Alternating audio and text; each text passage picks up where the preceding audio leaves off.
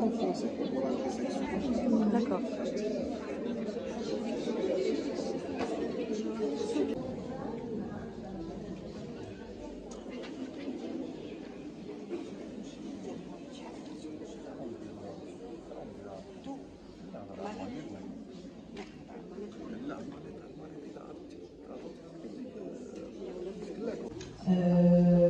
Parce qu'il y a l'avènement des TIS en force qui envahissent le champ pédagogique et donc de remettre en question les assises d'une pédagogie bien installée depuis très longtemps. Là, on va aller voir un monsieur ou une dame qui est très gentil et qui s'intéresse à ta santé.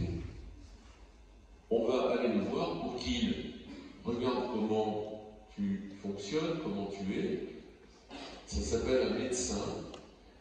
Il est très gentil, mais il va falloir qu'on aille le voir parce qu'il faut lui montrer comment tu fais pour lever les bras, pour agir dans la vie, pour dormir, etc. Si on lui explique pourquoi on sort et qu'on lui dise juste après, alors maintenant on va mettre notre manteau et puis on va y aller. Le fait de mettre le manteau prend du sens, parce qu'on a donné l'horizon d'attente, parce qu'on a donné la finalité, le sens et le projet.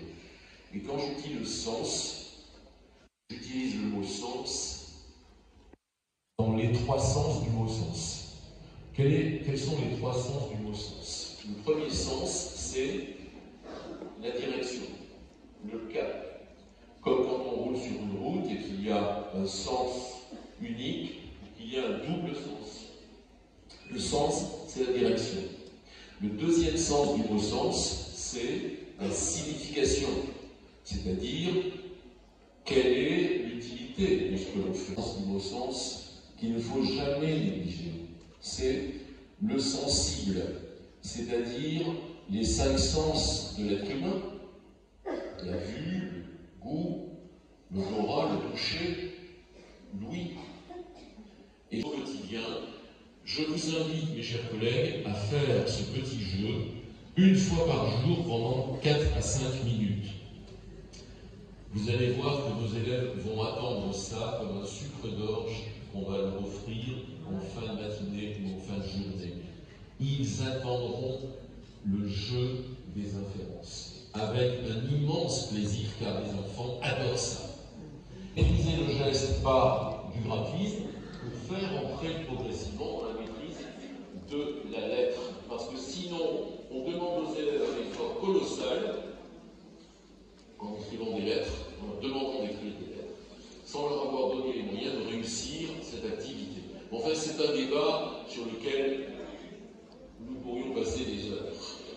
Voilà. Donc, l'apprentissage, c'est long, et de temps en temps, il faut mettre en valeur ce que l'on a appris, c'est-à-dire valoriser, c'est-à-dire évaluer.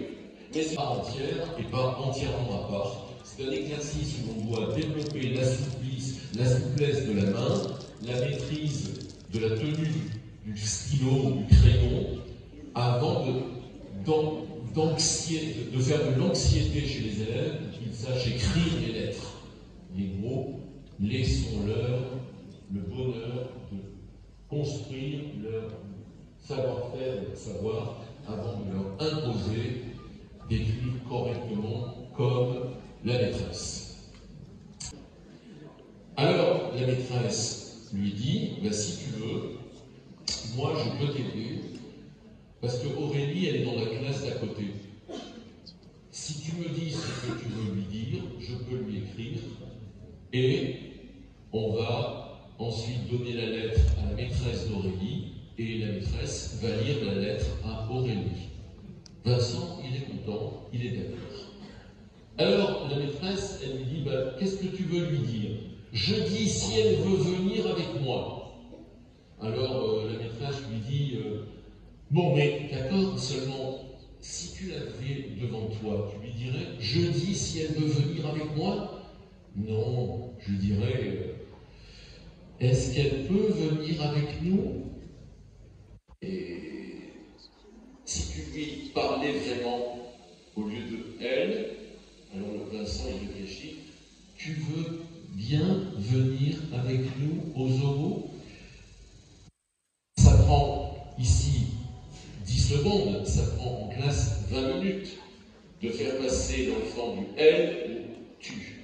Mais en accompagnant l'enfant dans la prise de conscience, quand on s'adresse à quelqu'un pour lui donner corps et existence, on va utiliser un pronom personnel qui désigne la personne à qui on parle, tu, il faut du temps.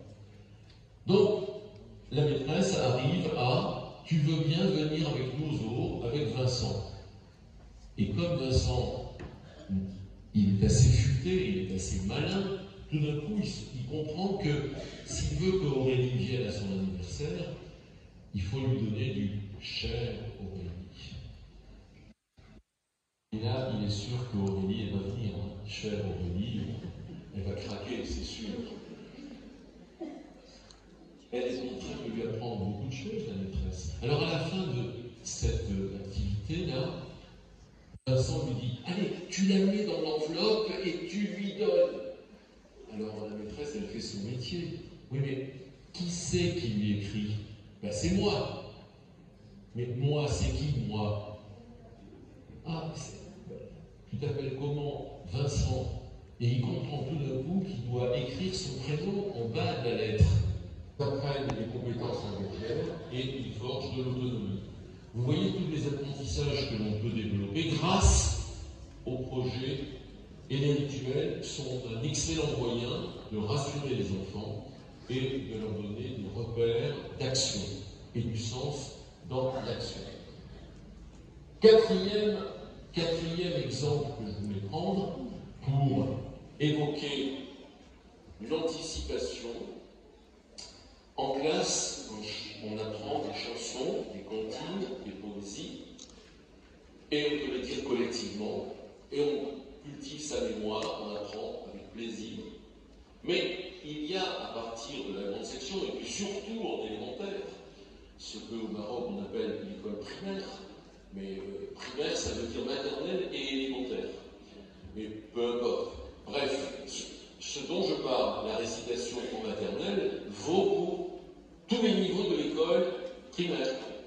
Jusqu'en 6e, au collège, en 3e, apprendre des textes et les dire devant des camarades, c'est une activité extrêmement enrichissante qui va développer et la mémoire, et le vocabulaire, et la syntaxe, et la culture. C'est formidable. Pour qu'il puisse dire, ou qu'elle puisse dire ce qu'elle a appris à faire dans la matinée, ou ce qu'elle a envie de dire par rapport à ce qu'elle a vécu, mais non, on n'a pas le temps. Alors, je vais donc très rapidement vous dire ce que les élèves sont capables de dire au moment de la métacognition, et vous écrivez sur des affiches ce que les élèves vous disent. Les élèves, et je n'invente pas ce qui est à l'écran, disent on a écouté la maîtresse, on a dialogué, on a argumenté, on a cherché dans le texte des mots. Autant de choses qui sont la conscientisation des stratégies de compréhension. Là, évidemment, c'est pas en CP ou en CE1 qu'on va vous dire tout ça, mais ils vont vous le dire avec leur nom à eux. Mais ce que, en 6e, nos élèves sont capables de faire, c'est justement des compétences stratégiques. Ils vont être capables de dire, voilà, on a repéré des connecteurs, on a écouté les autres, on a dialogué, on a argumenté, on s'est confronté.